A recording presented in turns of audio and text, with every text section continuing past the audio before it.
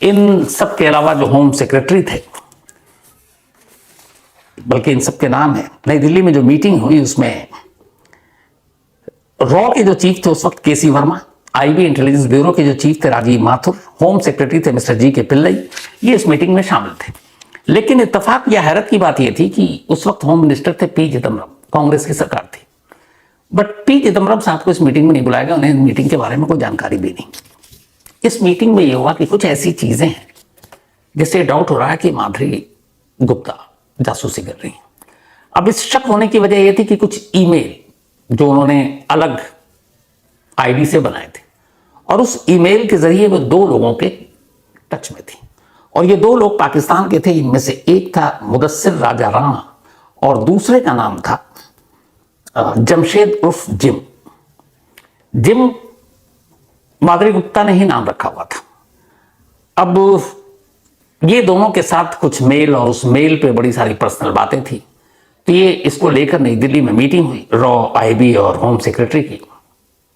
इस मीटिंग के बाद ये पाया गया कि नहीं, इस्लामाबाद जैसे सेंसिटिव जगह पर एक हमारी अपनी एम्प्लॉय अगर ऑफिस के अलावा इस तरह से मेल कर रही है, बातें कर रही है, और उसमें कुछ ऐसे मेल थे जिसमें ये था कि शायद एम्बेसी में कितने स्टाफ हैं या और भी बाकी ऐसी चीज, या लोगों के प्रोफाइल, बायोडेटा वो भी थे, ये दिल्ली से है, ये हैदराबाद से, फलाना।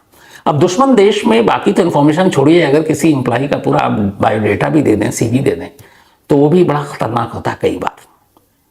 तो इस ईमेल के सबूत के आधार पर इस मीटिंग में तय हुआ कि माधुरी गुप्ता को दिल्ली बुलाओ, और दिल्ली बुलाने के बाद उससे पूछताछ होगी। अब अचानक यह भी था कि माधुरी गुप्ता को इस्लामाबाद से दिल्ली बुलाएं तो उसके हैंडलर या बाकी लोगों को डाउट ना हो जाए, शक ना हो जाए, तो फिर कैसे क्या करें। तो उसके बाद यह तय हुआ कि बुलाते तो हैं लेकिन किसी और बहाने से। उसी वक्त एक सार्क समिट था और उस सार्क समिट के लिए भारत तैयारी कर रहा था। यह सार्क समिट भूटान में होना था। तो माधुरी गुप्ता से कहा गया कि सार्क समिट में हमें कुछ आपकी जरूरत पड़ेगी, मीडिया ब्रीफिंग और बाकी चीजों के लिए, क्योंकि आप प्रेस इन्फॉर्मेशन में आपका तजुर्बा है, तो आप नई दिल्ली आइए। और चूंकि जस्ट सार्क समिट से पहले की ये बात थी और इससे पहले ऐसा कई बार हुआ था, माधुरी गुप्ता को शक भी नहीं हुआ, और वो दिल्ली पहुंचती हैं 21 अप्रैल 2010 की रात, 21 अप्रैल 2007।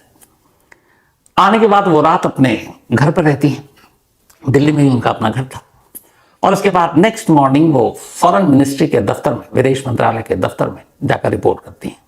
दुनिया भर की जितनी भी एम्बेसी या हाई कमीशन है, ये डायरेक्ट फॉरेन मिनिस्ट्री को रिपोर्ट करता है। और मैंने पहले भी कहा कि इन सब के जो बॉस होते हैं वो होते हैं होम सेक्रेटरी, जो भी मिस्री साहब हैं होम सेक्रेटरी, उस वक्त पिल्लई साहब थे। तो अब ये अगले दिन जाकर रिपोर्ट करती हैं, 21 अप्रैल को रात को लौटी और 22 अप्रैल की मॉर्निंग। जब वहां जाकर उन्होंने रिपोर्ट किया तो अचानक वहां दिल्ली पुलिस के कुछ लोग सादी वर्दी में पहुंचे। ये दिल्ली पुलिस की स्पेशल सेल से थे। स्पेशल सेल के लोग इंतजार कर रहे थे। थोड़ी देर के बाद वो लोग माधुरी गुप्ता को बुलाते हैं और अपने साथ चलने के लिए कहते हैं।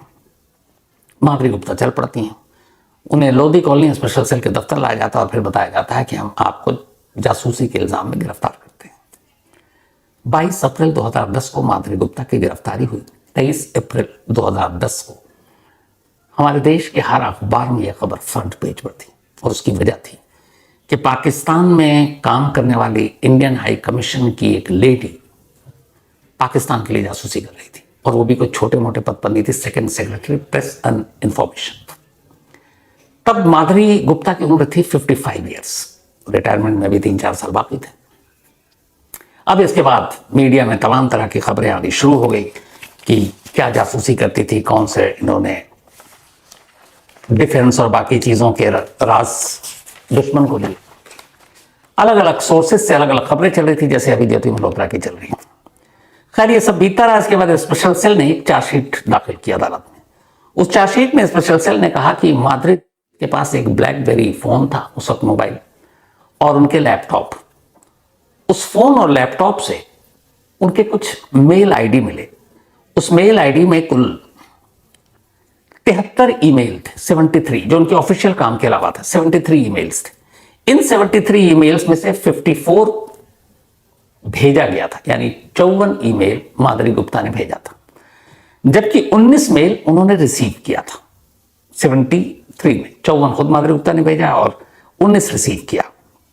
जीमेल का एक एड्रेस था, उस एड्रेस पर। और ये जो 73 के 73 ईमेल थे, ये 2 लोगों को भेजा गया या रिसीव किया गया। उनमें से एक यही राणा, मुदस्सिर राजा राणा, और दूसरा जमशेद उर्फ जिम। अब उसमें यह था कि इस ईमेल में उन्होंने वहां इस्लामाबाद हाई कमीशन के स्टाफ या वहां रॉ का कौन कौन बंदा है, इससे रिलेटेड सारी जानकारी दी। अब इत्तेफाक से जब ये सब कुछ चल रहा था, तभी इस्लामाबाद में जो हमारे रॉ के एक मेन बॉस थे, उनका नाम भी लीक हो जाता है कि इस्लामाबाद हाई कमीशन में जो है, क्योंकि स्टाफ के तौर पर सब काम करते हैं। मैंने आपको बताया कि हर एम्बेसी या हाई कमीशन में ज़्यादातर मैक्सिमम स्टाफ जो होता है वो एजेंट ही होता है उस देश का, लेकिन उनका नाम आ गया। अब जब नाम आया तो ये हुआ कि नाम कैसे लीक हुआ, तो ये भी इल्ज़ाम माधुरी गुप्ता पर आया। हालांकि इसके पीछे की और भी बहुत सारी कहानियां आई, लेकिन फिलहाल इस कहानी को आगे बढ़ते हैं। तो अब ये सारी चीज़ें हो गई। अब जो मोबाइल और बाकी चीज़ें मिली, तो उसमें से कुछ मैसेज भी मिले। अब जब मैसेजेस मिले तो उसके बाद जो कहानी निकलकर सामने आई वो ये कि जो जमशेद था एलियस जिम, उसकी उम्र करीब 30 साल थी, माधुरी गुप्ता से करीब 23-24 साल छोटा था। और एक पाकिस्तानी जर्नलिस्ट जो लेडी थी, उसके जरिए मुलाकात कराई गई थी जिम की माधुरी से। ये मिला, फिर इसने कहा कि हम कुछ किताब पर काम कर रहे हैं। अच्छा, माधुरी गुप्ता को पढ़ने लिखने का बहुत शौक था और उर्दू किताबें भी पढ़ने का। तो फिर जल्दी दोस्ती हो गई। दोस्ती हुई तो फिर वो दोनों मिलने जुलने भी लगे। मिलने जुलने लगे, उसके बाद कहा यह जाता है कि माधुरी और जिम के बीच में इश्क हो गया। हालांकि उम्र में 24 साल छोटा था जिम, लेकिन हो गया। अब कई ऐसे मैसेजेस भी आए दोनों, जिसमें इन दोनों के इज़हार मोहब्बत के सबूत भी हैं। एक ईमेल था, बल्कि मैसेज नहीं, ईमेल। एक ईमेल में माधुरी गुप्ता इस मुदस्सिर राणा जो मेन था वहां का, और वो मुदस्सिर राणा जो था वो ISI का एजेंट था, लेकिन उसने अपने आप को कुछ और शो करके पेश किया और फिर मिला, जो तरीका होता है जासूसी का, तो वो उसके भी करीब थी, लेकिन मोहब्बत जिम से था। तो एक बार उन्होंने उसको मेल लिखा, और ये मेल भी कोर्ट में सबूत के तौर पर पेश किया गया। और उस मेल में ये था कि जिम ने मेरा दिल तोड़ा है, वो मेरे साथ कुत्तों जैसा अब सलूक करता है। वो मुझे एक Jim treats me like a dog, English में लिखा था वो। He has a strong objection to my socialising with any Pakistani. Why does he have such a poor opinion of his own people? The letter concluded bitterly, tell Jim की पाकिस्तान को आजमा के देख लिया। तो इस मेल में यही था कि वो मुझे कुत्तों जैसा मेरे साथ सलूक करता है। मुझे समझ में नहीं आता कि बाकी पाकिस्तानियों के साथ घुलना मिलना उसे मेरा क्यों पसंद नहीं है, और वो क्यों अपने ही हमवतन पाकिस्तानियों के बारे में गलत राय रखता है। और आखिर में ये था कि जिम को बताना कि मैंने पाकिस्तान को भी आजमा के देख लिया। ये वो मेल था और ये वो पार्ट था जिसके जरिए ये साबित किया गया कि माधुरी इश्क में पड़कर देश के खिलाफ गद्दारी कर रही थी और पाकिस्तान के रास्ते रही थी। अब ये सारे ईमेल 73 मेल ये मेन बने सबूत। इसके बाद अब ये मामला कोर्ट में गया। कोर्ट में जाने के बाद अब मुकदमा चला। मुकदमा जब शुरू हुआ तो उसमें यह कहा गया कि देश के साथ गद्दारी थी। ऑफिशियल सीक्रेट एक्ट के तहत भी मामला इसमें बनाया गया, और इसमें जो सजा थी वैसे मैक्सिमम 3 साल थी, लेकिन अगर इसमें एक और सेक्शन जोड़ दिया जाता ऑफिशियल सीक्रेट एक्ट और उसके तहत, तो शायद 14 साल तक की सजा मिल सकती थी। लेकिन वो चार्जशीट में स्पेशल सेल ने वो वाला सेक्शन डाला ही नहीं। इसका मतलब है कि माधुरी गुप्ता अगर गुनहगार भी साबित होती तो 3 साल में बाहर आ जाती, और गिरफ्तारी के बाद से लगातार 20 महीने तक, यानी कि करीब करीब 1.25 साल वो जेल में गुजार चुकी थी। 20 साल के बाद उसे जमानत मिलती है और वो बाहर आती है 2012, क्योंकि 22 अप्रैल 2010 को गिरफ्तारी थी और 2012 में वो बाहर आ जाती है। अब जब ये हुआ तो सरकारी वकील को बाद में ख्याल आया, वो पहुंच गया हाई कोर्ट, और उन्होंने कहा कि माधुरी गुप्ता ने जिस तरीके के पाकिस्तान जैसे देश में जाकर ये जासूसी की है, उसके तहत 3 साल की सजा कम है, इसलिए उसको एक सेक्शन लगाना चाहिए, और वो सेक्शन था 3/1 C Part 2 and section 5 official secret act 1923। मामला अभी कोर्ट में ही चल रहा है। हाई कोर्ट ने देखा, अपील आई, मतलब अर्जी आई, वो भी ऐसे ही, और धीरे धीरे वक्त बीता गया, केस आगे बढ़ा नहीं। अब सोचिए, जासूसी का केस, वो भी पाकिस्तान में, फिर भी आगे नहीं बढ़ रहा है। बाद में फिर अचानक हाईकोर्ट ने लोअर हाईकोर्ट से कहा कि ठीक है, आपने जो कहा नया सेक्शन ऐड कर दीजिए ताकि मैक्सिमम पनिशमेंट 14 साल हो सके। अब हाईकोर्ट से जब ये सारी चीजें आ गई तो अब लोअर कोर्ट में फिर से मुकदमा शुरू हुआ। लोअर कोर्ट में जब मुकदमा शुरू हुआ तो माधुरी गुप्ता ने एक ही चीज बार बार कही कि मैंने कोई भी अपने देश से गद्दारी नहीं की, कोई ऑफिशियल सीक्रेट है, कोई डिफेंस रिलेटेड कोई ऐसी जानकारी नहीं दी, और उसने उन 73 ईमेल का हवाला दिया। अब वो जो 73 ईमेल थे जिसमें से सेंड भी किया, रिसीव भी किया, उसमें से कहीं किसी डिफेंस से रिलेटेड या बाकी ऐसी कोई गोपनीय सूचना उसमें नहीं थी।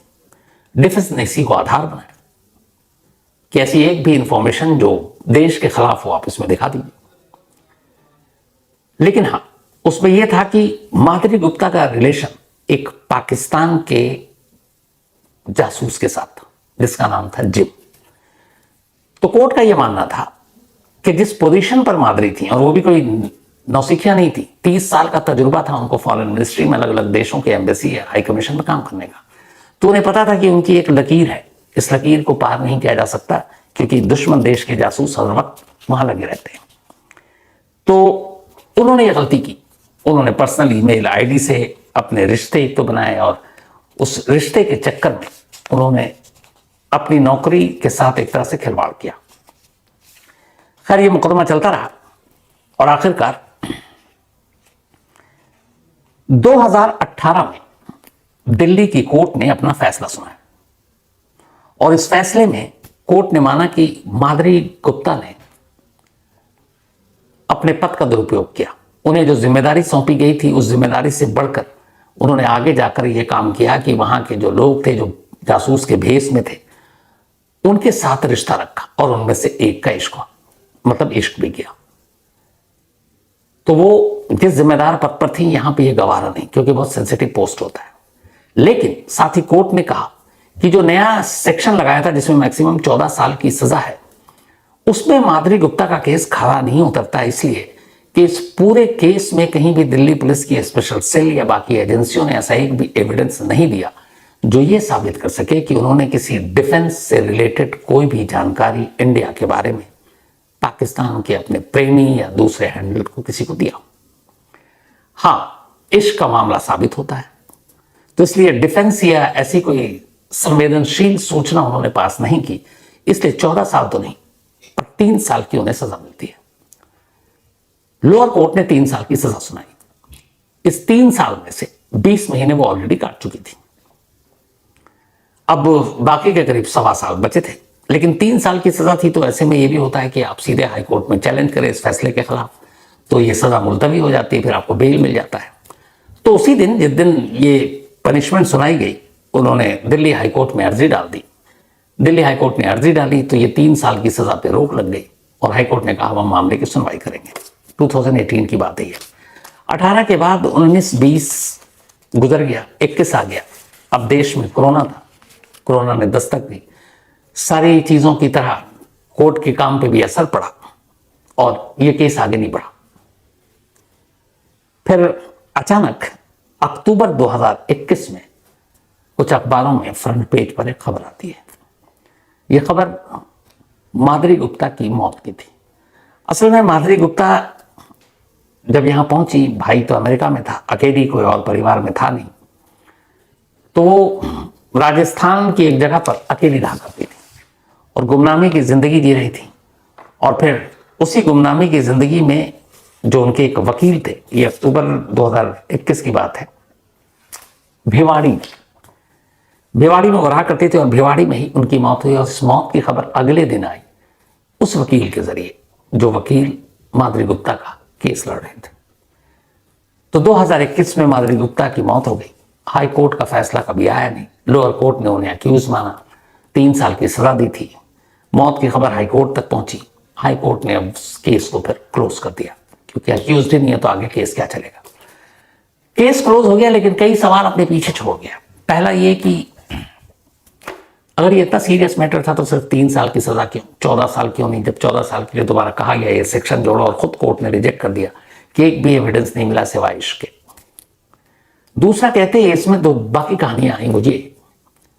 माधुरी गुप्ता ने भी अपने बचाव में ये कोर्ट में कहा था, उन्होंने कहा कि जब वो इस्लामाबाद में पोस्टिंग हुई तो वहां के जो स्टाफ थे सीनियर, उनमें से कुछ लोगों के साथ उनकी बनी नहीं किसी बात पर शुरुआत में ही लड़ाई हो गई और उसके बाद से लगातार रिश्ते खराब थे और इस खराब रिश्ते की वजह से उन्हें जानबूझकर झूठे मामले में फंसाया गया। दूसरी कहानी यह थी कि इस पूरे मामले में आईबी और रॉ इन दोनों की आपस में लड़ाई थी उसी एम्बेसी में इंफॉर्मेशन को लेकर। अच्छा, ये एजेंसियों में आपस में तालमेल ना होना, लड़ाई होना, ये आम बात है। तो इन दोनों के बीच भी लड़ाई थी। कहते हैं कि जब माधुरी गुप्ता को दिल्ली बुलाया गया, उसके नेक्स्ट डे वहां पे जो रॉ के लिए मेन अफसर थे, हमारे काम कर रहे थे, उसका नाम किसी हमारी एजेंसी ने ही लीक कर दिया था कि ये है वहां पर, और वो बड़ी उस वक्त भद पिटी थी। तो दो एजेंसियों की लड़ाई, माधुरी गुप्ता की वहां के स्टाफ के साथ अनबन, ये दो अलग अलग कहानियां थी।